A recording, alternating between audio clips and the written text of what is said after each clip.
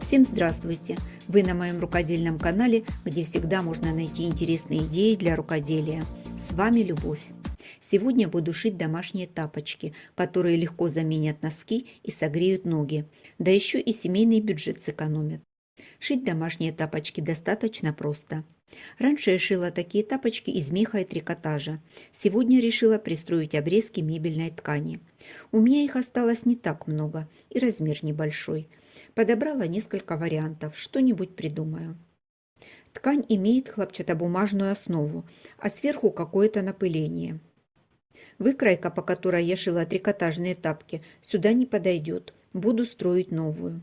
Для построения мне понадобятся две мерки. Первая – это длина ступни. Можно замерить свою ногу или использовать уже готовый шаблон, как у меня.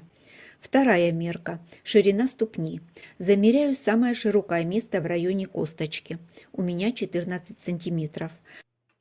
На основе этих замеров строю прямоугольник. Длина у меня 24,5 сантиметра. Я возьму 25. Ширина 14 сантиметров делю на 2 и прибавляю 1 сантиметр на свободу облегания. Получается 8 сантиметров. В конце видео покажу тапочки с прибавкой и без нее. Посмотрите и выберите нужный вариант для построения. От левого верхнего угла откладываю 12 сантиметров. Это глубина тапочка. Я взяла средний размер. Внизу откладываю 10 сантиметров. Это вспомогательная точка. Заднюю часть тапочка смещу вниз на 2 сантиметра и соединю со вспомогательной точкой. Вверх откладываю высоту тапочка, у меня 6 сантиметров. От этой точки вниз откладываю 2 сантиметра и оформляю вход в тапочек. Верхний срез на заднике сдвину на 0,5 сантиметра и в высоту добавлю 1 сантиметр, чтобы тапки не сваливались с ноги. Оформляю переднюю часть тапочка. Замеряю половину среза на стельке. Сравниваю с длиной среза на выкройке. Ткань у меня не тянется, и это нужно учесть. Длина получилась одинаковая, 29 сантиметров. Чтобы пальцам ноги было комфортно, добавлю 1,5 сантиметра. Здесь присоберу, чтобы получить объем. Компенсирую, добавив на заднике 1 сантиметр. От заднего среза откладываю 5 сантиметров, ставлю точку и расстояние до контрольной точки делю пополам.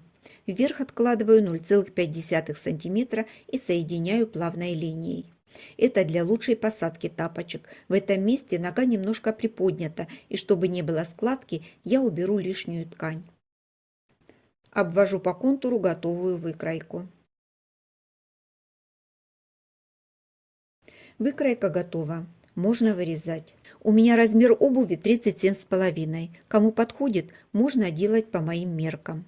Для подошвы обвела свой шаблон. Сразу сделала левый и правый. У меня обрезки ткани небольшого размера, и я буду шить тапочки в стиле колорблок. На выкройке я разместила форму и количество деталей. Чтобы не запутаться, поставлю номера и намечу низ деталей. Разрезаю. Каждую деталь обвожу на ткани, ставлю номер и намечаю низ детали. Все детали крою по 2 штуки одинакового цвета в зеркальном отражении, чтобы рисунок на тапках на внешних и внутренних сторонах совпадал. Каждую деталь вырезаю с припуском 0,5 см со всех сторон. Для задников вырезала из дублерина дополнительные детали без припусков на швы. Хочу, чтобы задники хорошо держали форму. Соберу лоскутную заготовку из подготовленных деталей.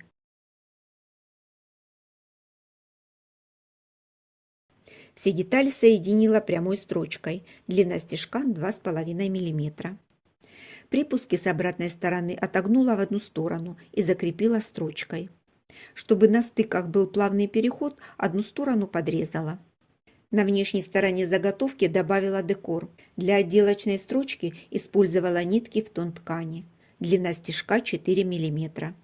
Обязательно проверяю, чтобы детали были одинакового размера и соответствовали выкройке. Есть и второй вариант – собрать лоскутное полотно и по выкройке вырезать заготовку. Я хочу утеплить свои тапочки, и для этого взяла остатки теплого трикотажа. Он мягкий и приятный к телу, и в нем есть какой-то процент шерсти. Кладу заготовку лицом к лицу и скалываю булавками по всему контуру. Соединю детали по внутреннему срезу. Лишнюю ткань вырежу. Соединять подкладку с основной деталью таким способом проще. Срезы на трикотаже останутся ровные и не растянутся. Для соединения использовала строчку мелкий зигзаг или можно специальную трикотажную. Главное, чтобы она была эластичной и не лопалась при использовании. На швах высекаю уголки. На скругленном участке сделаю насечки на мебельной ткани. Трикотаж тянется, резать его не нужно. На подкладке размечаю линию среза. Сшиваю задник. Совмещаю швы, выравниваю срезы и фиксирую булавками.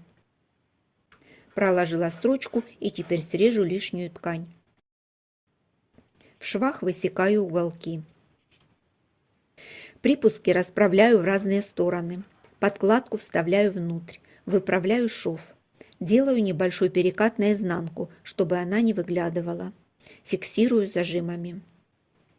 Отделочная строчка у меня тоже мелкий зигзаг. Она закрепила припуски и подкладку. Возвращаюсь к заднику. Швы расправляю в разные стороны. Совмещаю подкладку с основной деталью.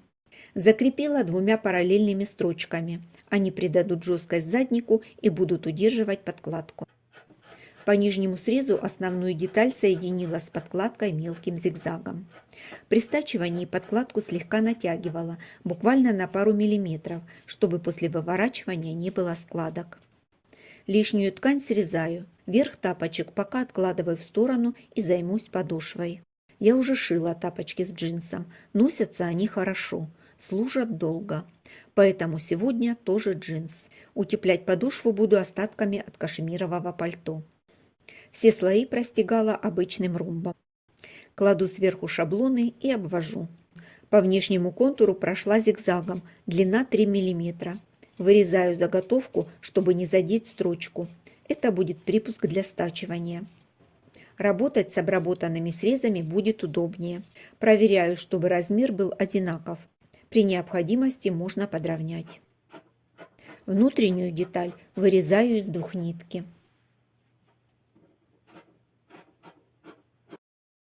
Сразу намечаю, чтобы не перепутать. Примеряю верх к подошве. В передней части осталась ткань, которую добавляла для объема. По краю проложила вспомогательную строчку и слегка стянула. Края ниток пока не фиксировала. Складываю верх тапка с подошвой лицом к лицу. Совмещаю контрольные точки. Ставлю зажим. Середину задника тоже соединяю с контрольной точкой. На верхней заготовке в обе стороны делаю небольшие насечки. Укладываю по форме подошвы и фиксирую зажимами. Затем вторую сторону. Подтягиваю нитку до нужного размера. Креплю зажимом.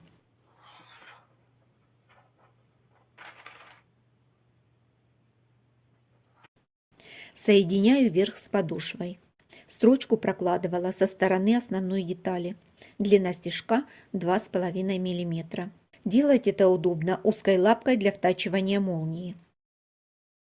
Припуски получаются одинакового размера, и пришивать задник намного удобнее. Ни складочек, ни защипов, все ровно и аккуратно. Складываю тапочек и накрываю второй частью подошвы лицом вниз. Если нужны тапки потеплее, можно вырезать заготовку из меха. Упаковала тапки в середину, получились такие вот пирожочки. Проложу по контуру строчку, сбоку оставлю отверстие для выворачивания. Строчку прокладывала со стороны подошвы, попадая шов в шов. Проверяю, чтобы с обратной стороны подкладка нигде не убежала. Если припуски получились широкие, можно срезать, чтобы не давили ногу. Выворачиваю через техническое отверстие. Сначала задник.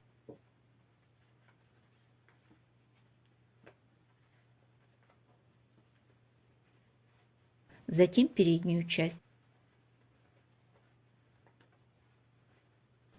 Выправляю шов и зашиваю отверстие.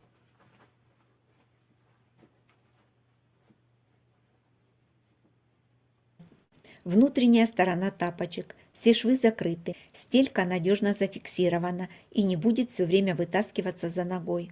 Трикотаж теплый, приятный к телу. Выворачиваю на лицевую сторону. И вот оно, долгожданное мгновение. Примерка. Одеваются тапочки легко, хорошо держатся на ноге. Выглядят замечательно. Эти тапочки я шила по выкройке с припуском по ширине 1 см. Сделала я это для того, чтобы поставить теплую подкладку и при необходимости добавить стельку. Я раньше ее вшивала между подошвой и внутренней частью. Теперь решила, что так удобнее. Стельку можно заменить, и время сушки после стирки будет меньше. Вторая пара тапок сшита также, но выкройка без припуска на свободное облегание. Одеваются они легко и на ноге сидят хорошо. Ничего не давит, комфортно, но вставить туда уже ничего не получится. Высота этих тапочек немного меньше, 5 сантиметров. Для сравнения показала оба варианта, а вы выбирайте, что вам больше подойдет. Лоскутный блок для верха тапочек можно сделать любой, насколько хватит вашей фантазии и позволит размер лоскутов. Домашние тапки не покупаю, для всей семьи шью сама. Эксперимент по пошиву тапок из стабильной ткани считаю успешным, я всем довольна. Жду ваши комментарии, я их все вижу, читаю и по возможности отвечаю. А я на этом с вами прощаюсь, до встречи в новых видео.